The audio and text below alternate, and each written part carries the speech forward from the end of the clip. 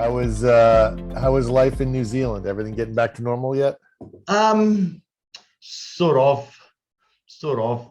The whole COVID Good. thing is just fascinating that um, people's views are becoming more strident and people are expressing views and there are, but we've got all these kind of rules around if you're not double vaccinated, you can't be a teacher or a health worker and all this kind of stuff. And so teachers and health workers are, some of them, leaving, and we're already short of those people.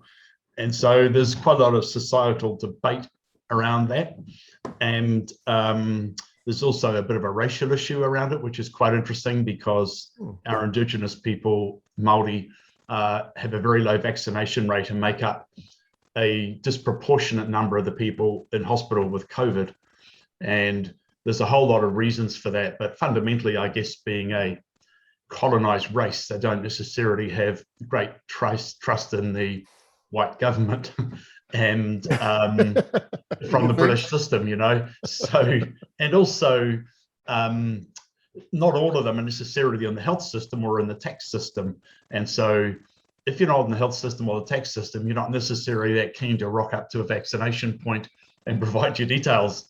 So, the white people are saying, oh, they've had plenty of time, blah, blah, blah. But on the other hand, some of those people probably think, well, you didn't care about me before, and now you're saying you care about me, but actually you just want to get enough vaccination for herd immunity so you can get on with your safe white life. So, I can see all those viewpoints, and I don't have a firm viewpoint, but, many, many years ago, 100 and something years ago, when European flu hit New Zealand for the first time, the Māori, the Indigenous people, had no immunity to it, and it decimated the population, like killed massive percentage of them. And so, you could just about see there'd be almost another unintentional kind of genocide scenario, or it could be characterized as such. So it's bringing to the surface a lot of societal issues of various kinds, including people's distrust of government, desire for freedom. And there are a bunch of people who are quite, I think, somewhat inarticulate, really.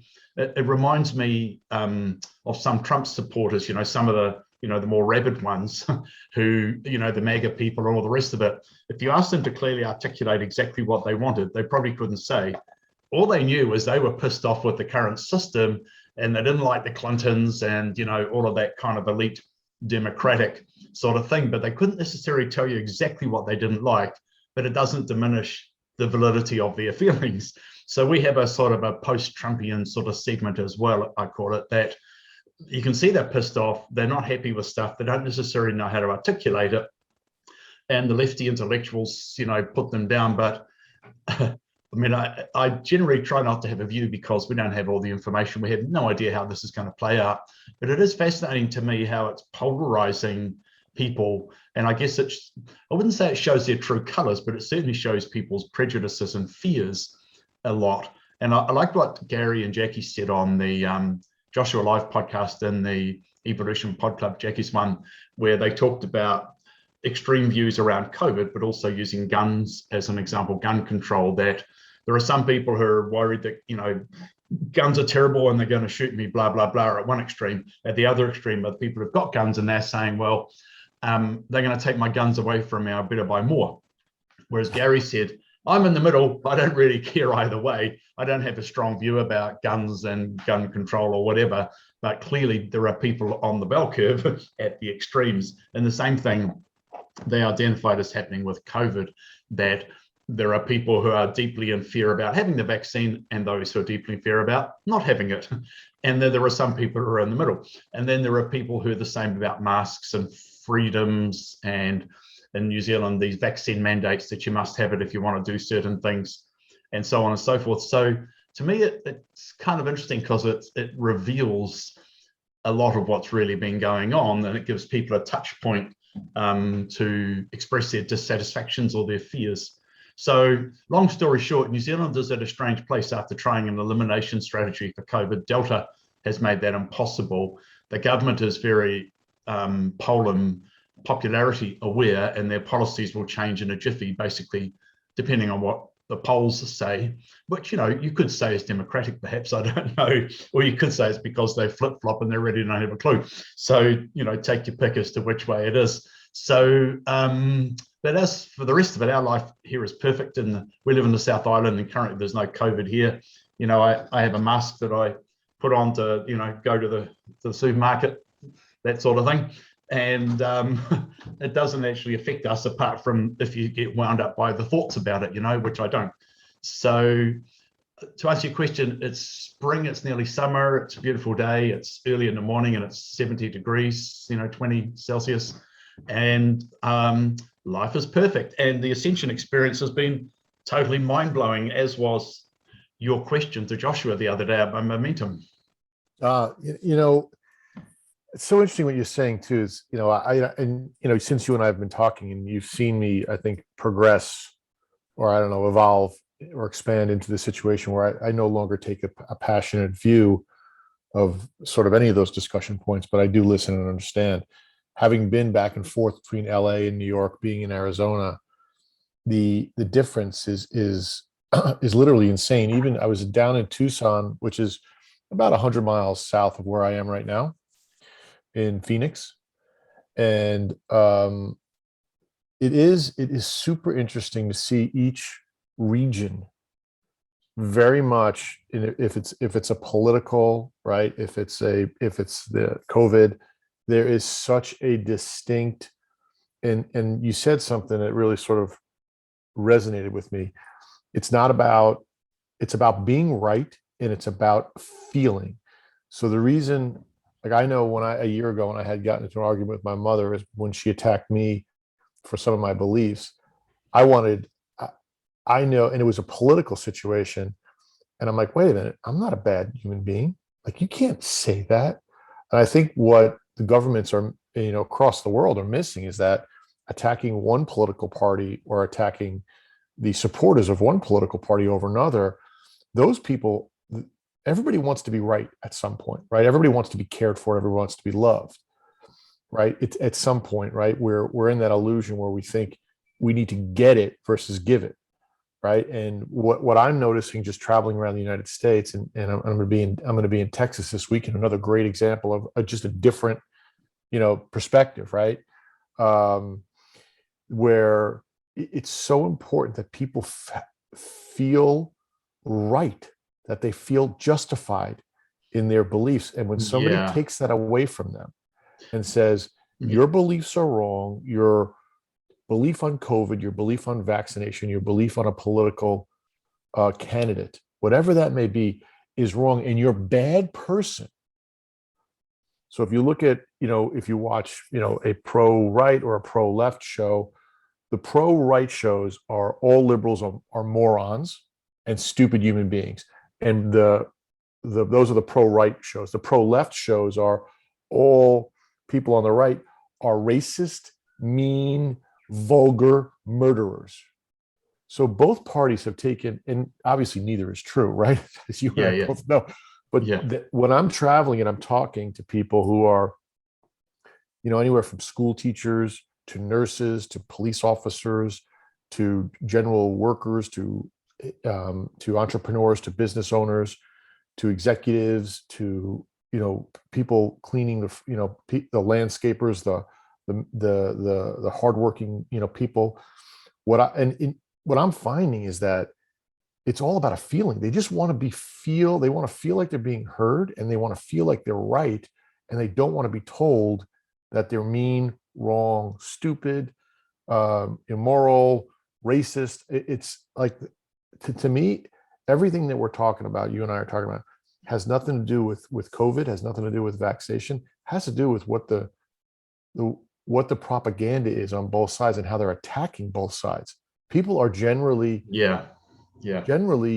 feeling angry because, and I remember having this conversation with my mother going, I'm not a racist. Are you nuts? Like, what? Like, I remember having this conversation, and my initial reaction was, how are you making that connection? And on the flip side, people aren't stupid because they believe something like those. So in America, each state, it's just so amazing to me. and the thing that comes back is anger about being attacked. And they get their back up. It's like when you corner a dog, what are they going to do? They're going to bite. Yeah. So I think the anger is there anyway, and this is really a touch point or a conduit for it. Like I've never really believed that road rage is a thing as such. It's actually about anger. It's about somebody having the anger in the first place, and it's about, for some reason, people feel that in an automobile, that's a place where you are entitled, or you can express your anger. There are very few domains in our society, if you're an angry person, where you can actually let your anger forth, and for some reason people think on the highway is one of those places, and I don't know why that is. But I love that Wayne Dyer thing, which I've probably mentioned to you before, that the orange juice thing, where he says, he's no longer with us, the physical, I know, right? he said, when you squeeze an orange, there's only one thing that you can ever get out of it, which is orange juice, because that's all that you ever find in an orange. You don't get lemon juice or grapefruit juice or any other thing.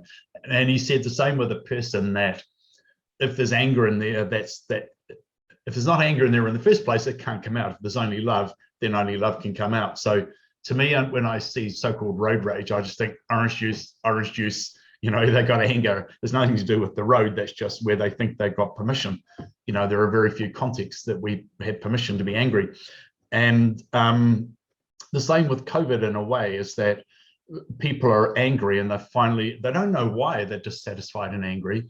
And a lot of people are stressed about lockdowns and loss of freedoms and vaccine mandates for work and all that sort of stuff, and the huge pressure to get a vaccination when a lot of people don't want one, or distrust or whatever the issue may be. And it's given them a touch point, but all of those emotions, the fear and the angst and the anger, all existed in the first place on all sides of the spectrum, on both sides of the spectrum. Absolutely. And it goes back to what you started with, was this momentum. I saw a video the other day on Alec Baldwin. Again, we were talking about that a couple of weeks ago, where he talked about momentum. He was attacking somebody in his neighborhood for filming him. And so you look at this momentum, and I love Alec Baldwin. He's a great actor. I don't care what movie the guy's in, I'm going to watch it, right? Is beyond talented.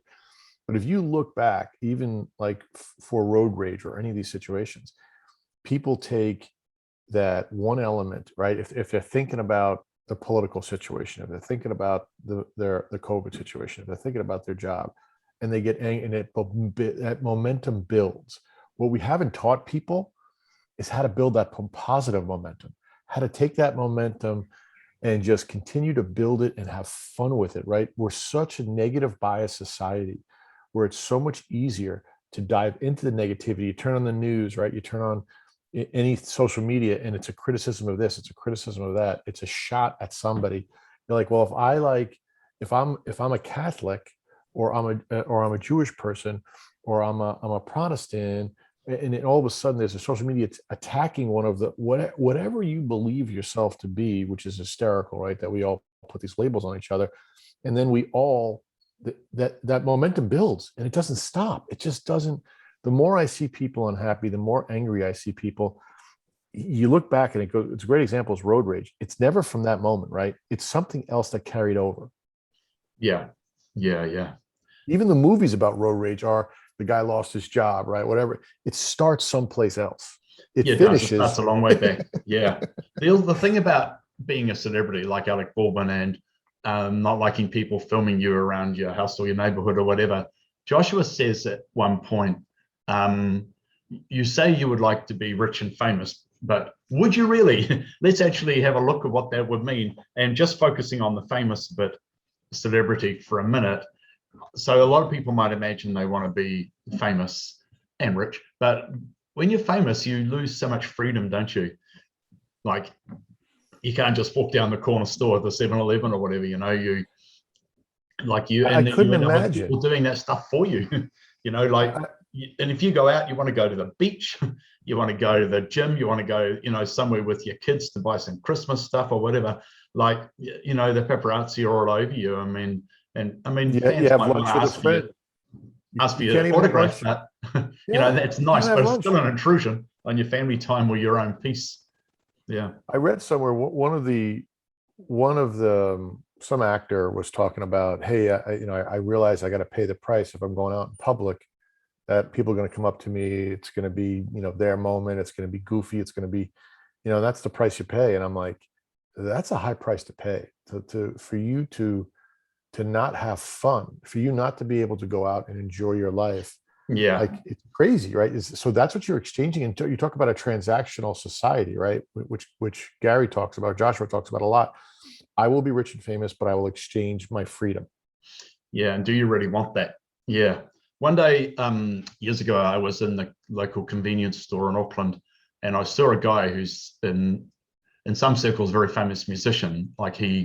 There was a band called Split Ends, which a lot of people haven't heard of in your part of the world, but they're pretty famous if you Google Split Ends with an ENZ.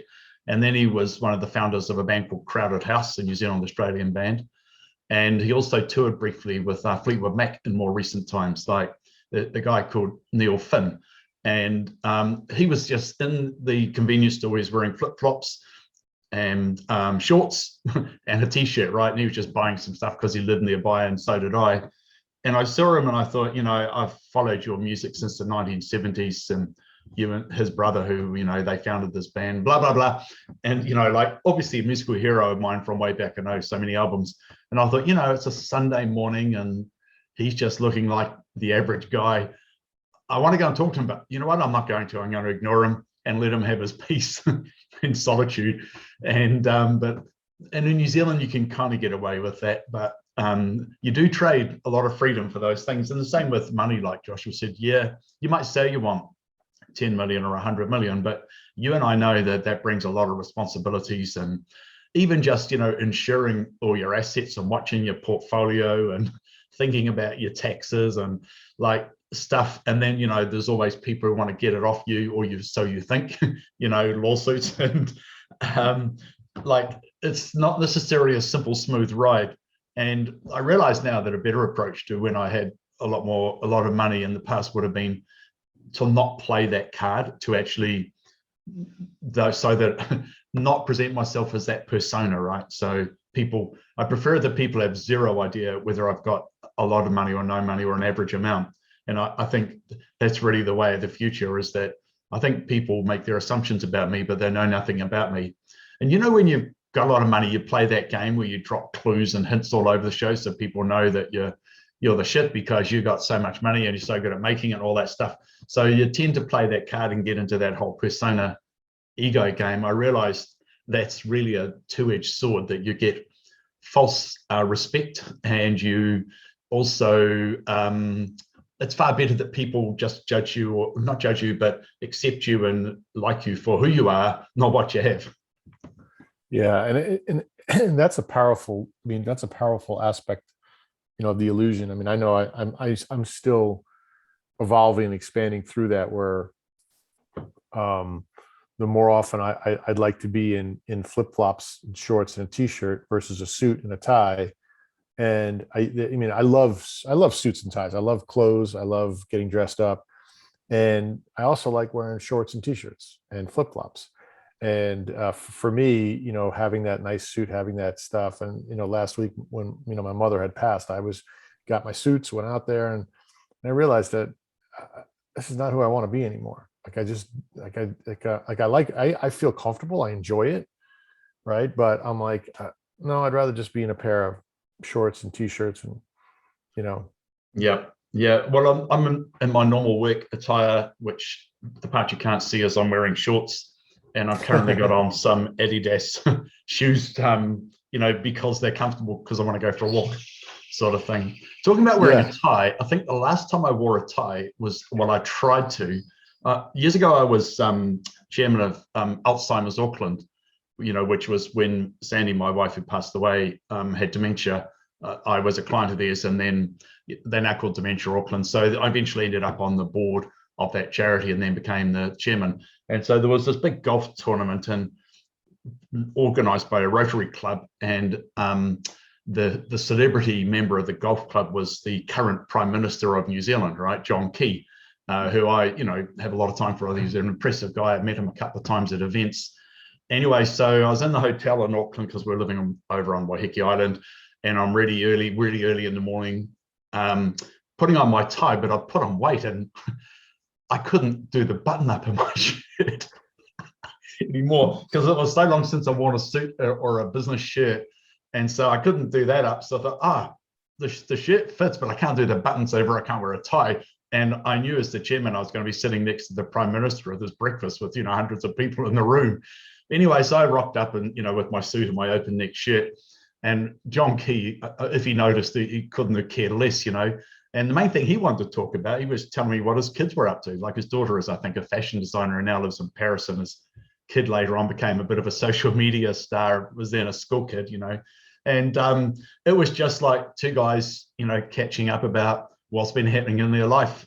And that was very interesting to me because I don't think he cared particularly what I was wearing. It was actually, he just talked to me and told me about what mattered to him. It was a pretty interesting thing because most people would think like if you were sitting down with the president, and you didn't have your tie, then oops. Yeah. There's one of the many things I like about him. I don't think he cares about that. Yeah, I had the same issue last week when I was putting my tie on my shirt. I was literally like a stuffed sausage. I'm like, okay, because I put on literally probably 20 pounds in the last year and a half, and I'm like, okay. I told my wife, I said, I got to just drop it a little bit. But I had put I'm like, okay, this is not fitting very well, but we're going to squeeze into it. Yeah. And yeah, it's not very pleasant, is it?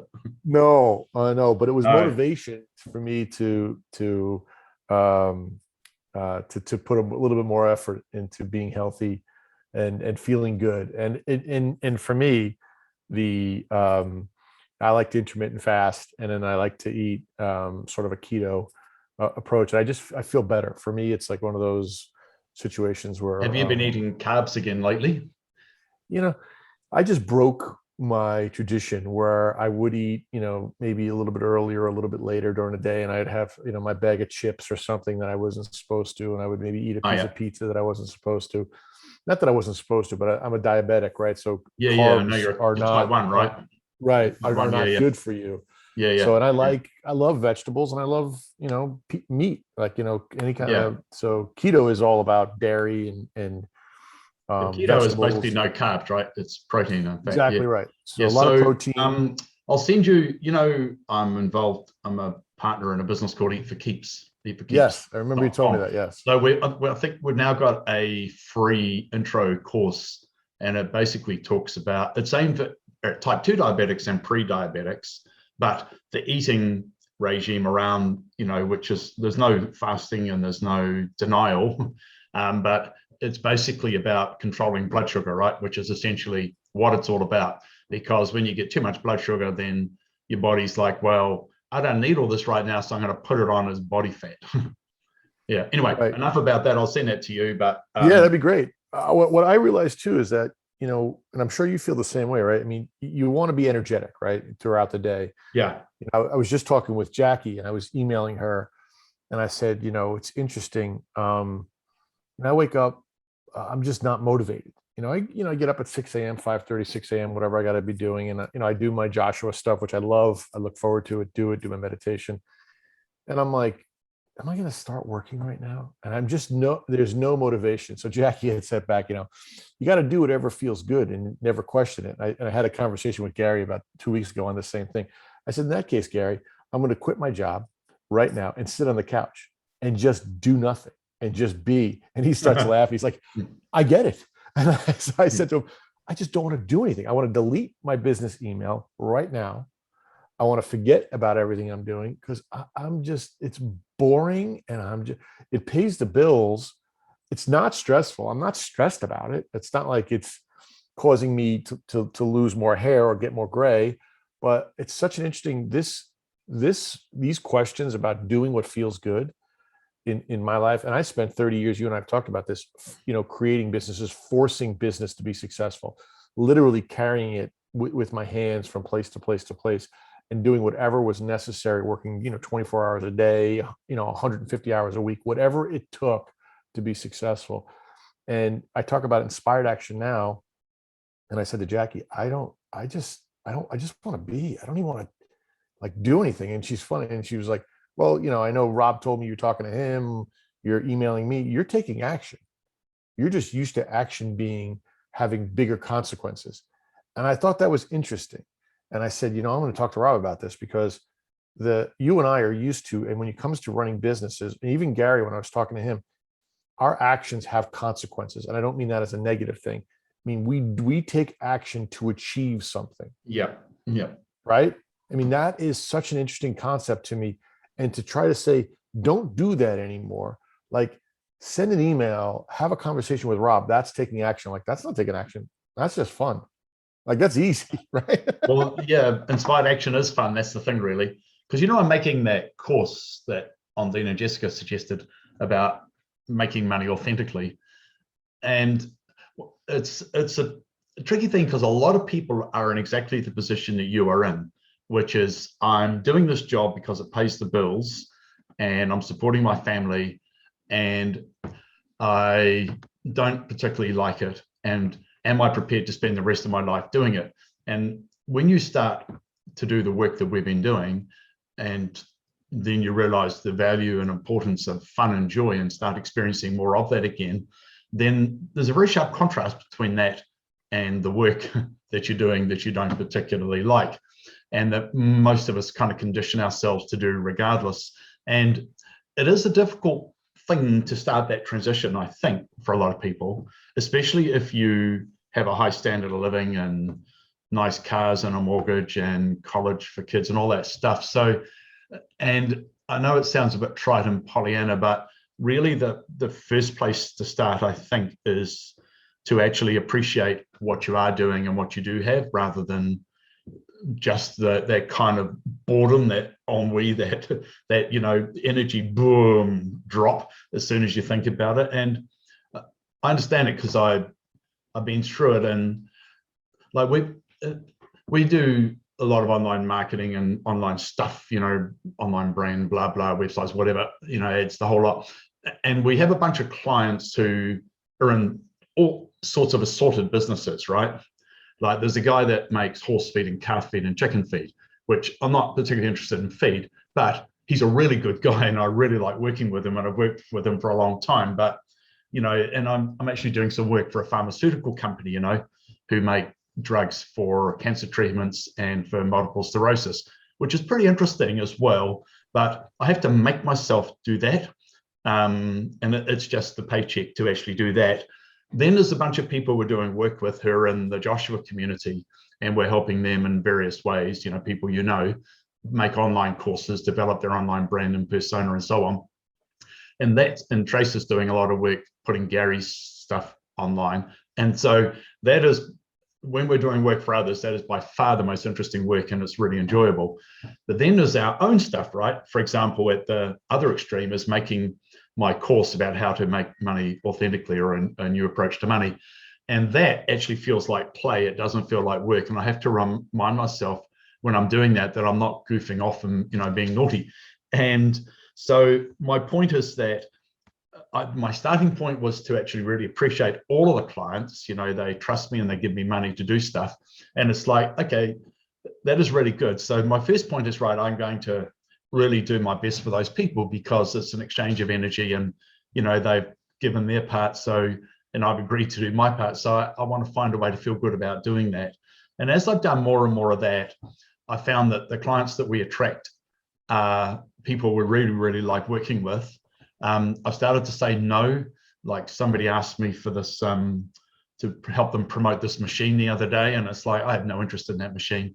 So I said, sorry, we're not taking on any new clients for Facebook ads, and here's some ideas to help you on your way.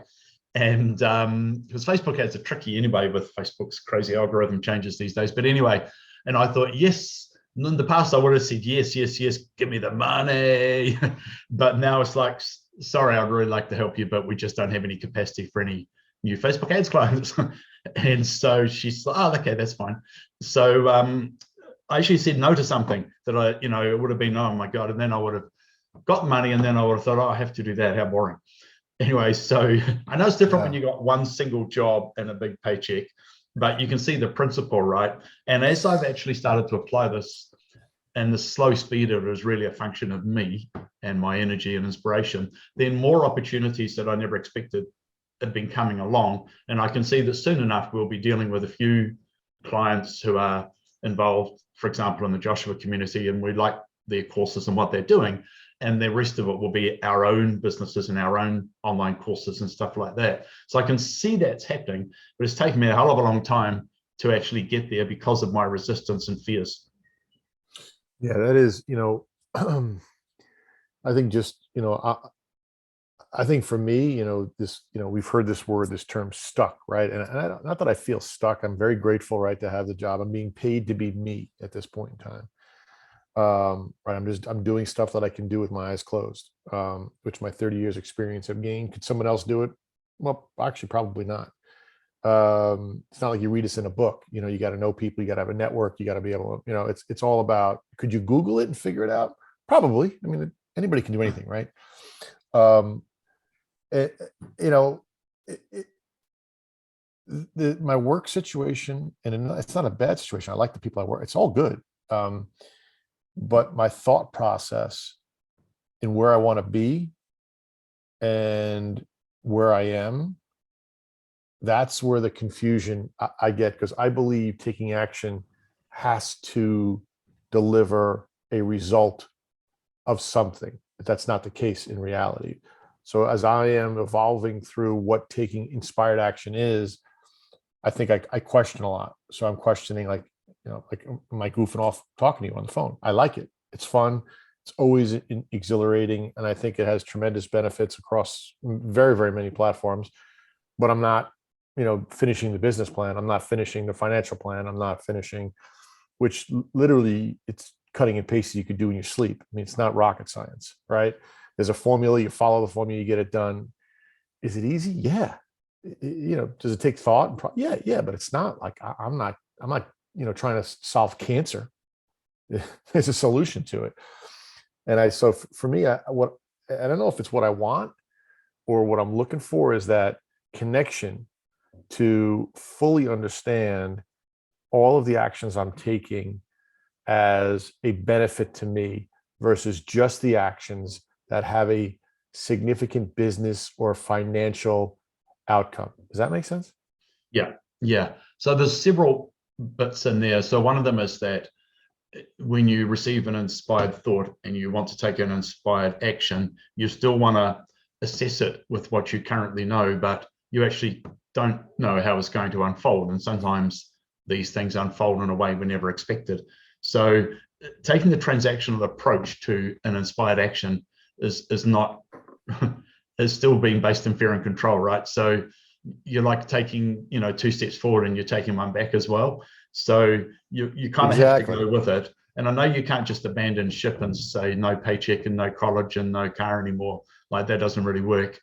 And so it has to be a gradual transition.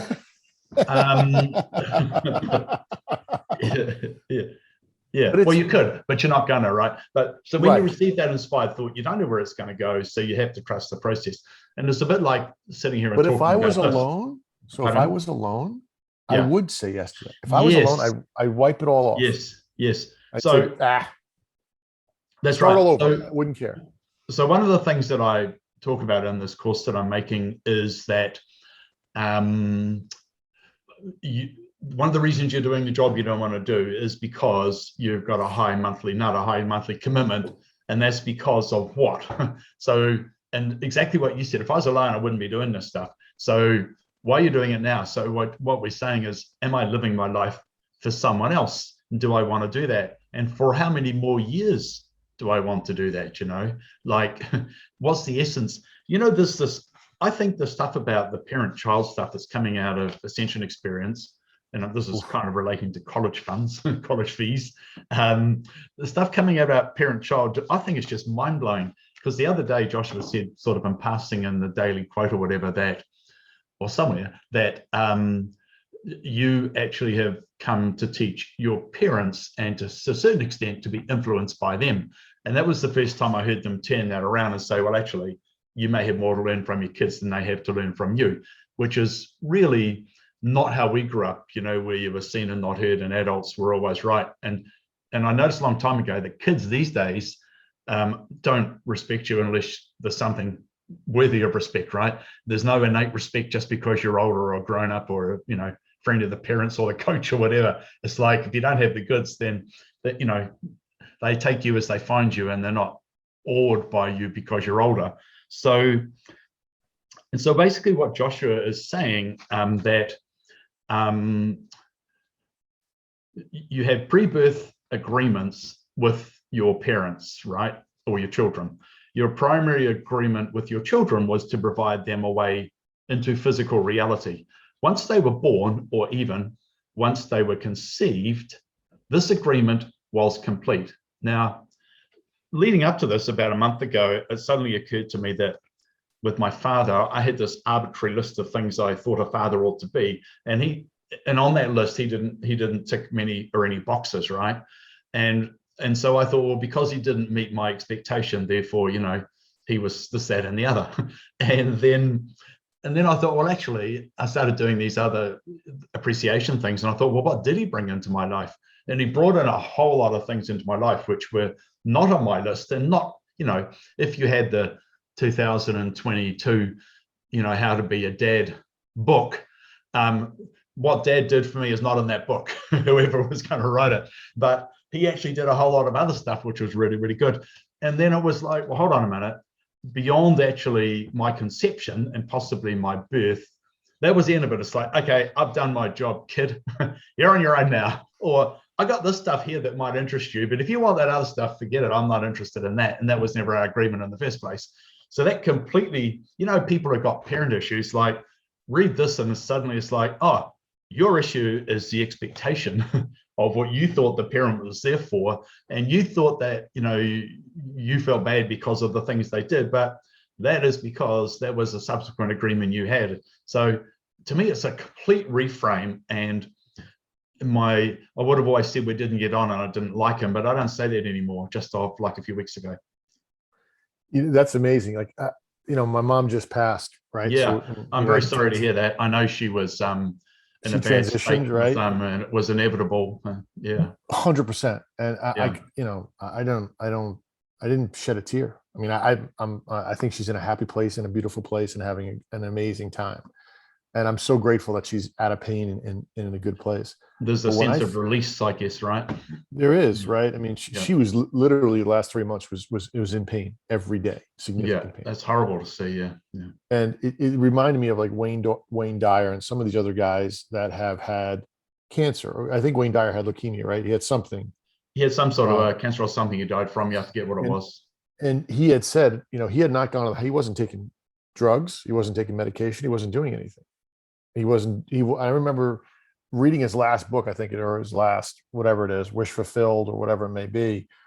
Or I think maybe on his website, whatever it is, his daughter had posted. He just, you know, like the minute he was diagnosed with full blown leukemia, he was dead like relatively quickly afterwards. And I get it. Like now I'm at a point where like we medically kept my mother's body functioning Yeah, for 4 months, where it was the wrong choice, not the wrong choice.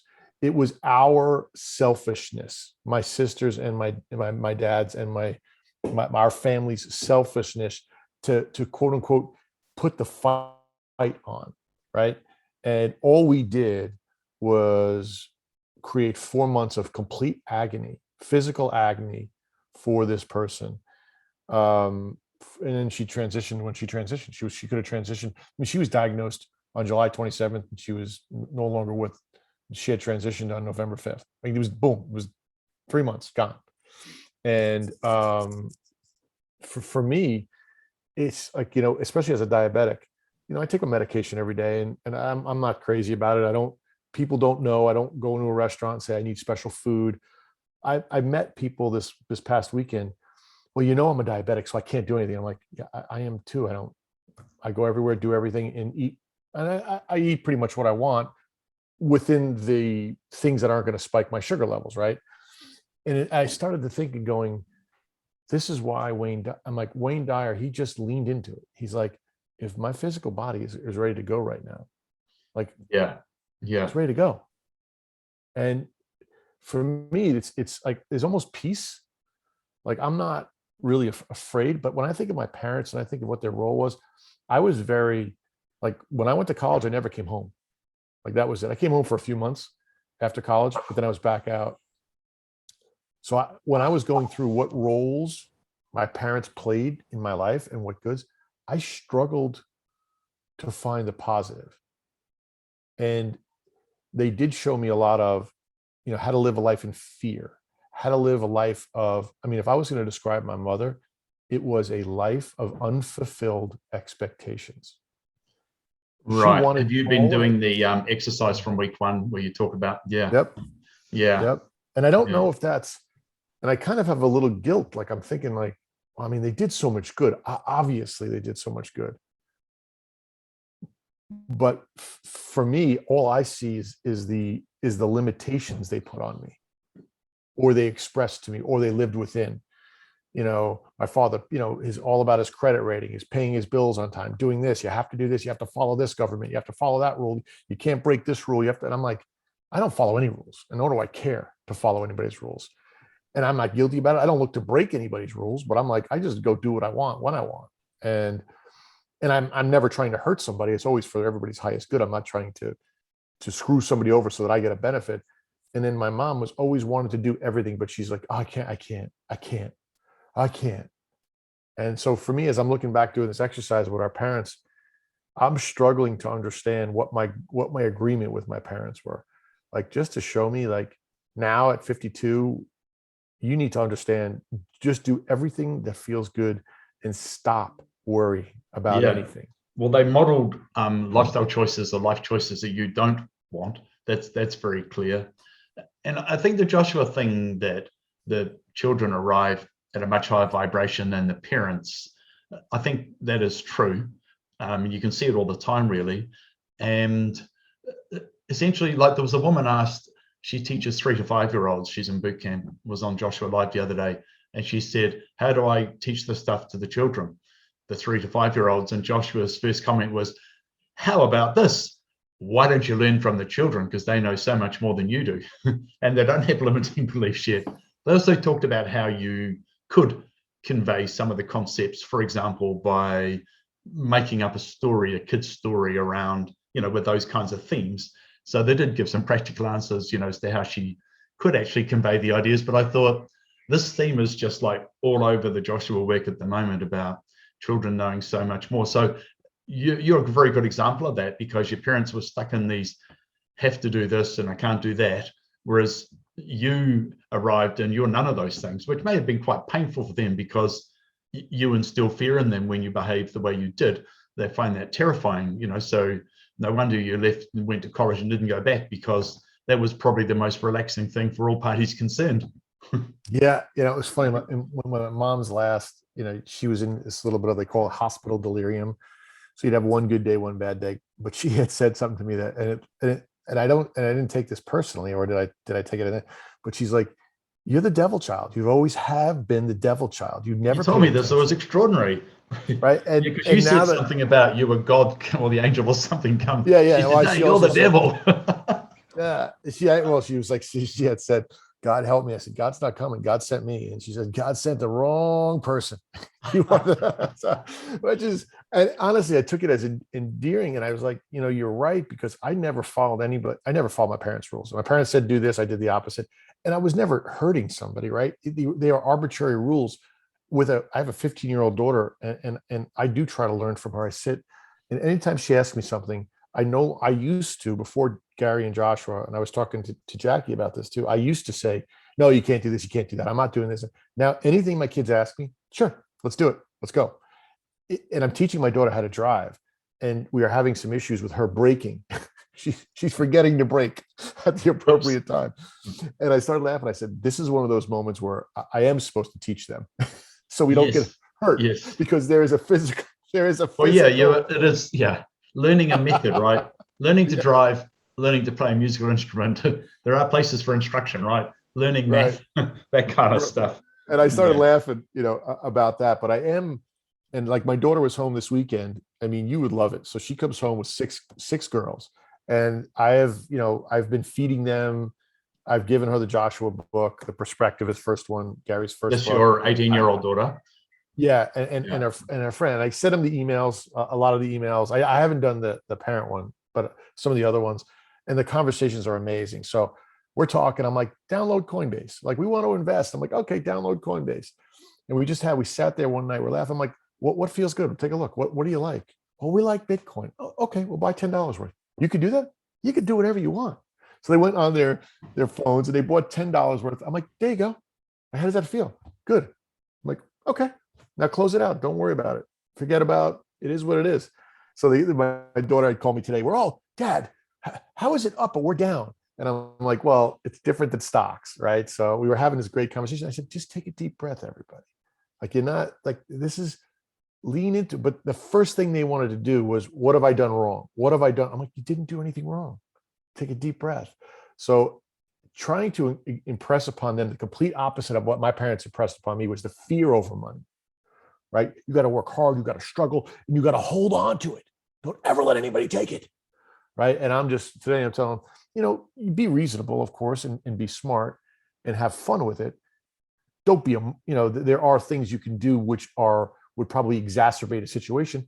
Like, whatever feels good. Like, go again, like, don't, and it was such a pleasure to have that conversation. And 2 years ago, I would never have done that. I would never, ever. I also have them hooked up to and investing in stocks. And I said, well, you love Tesla, right? If you like, it's the Warren Buffett method. If you like it, if you like Coca-Cola, buy $10. Like, but have fun.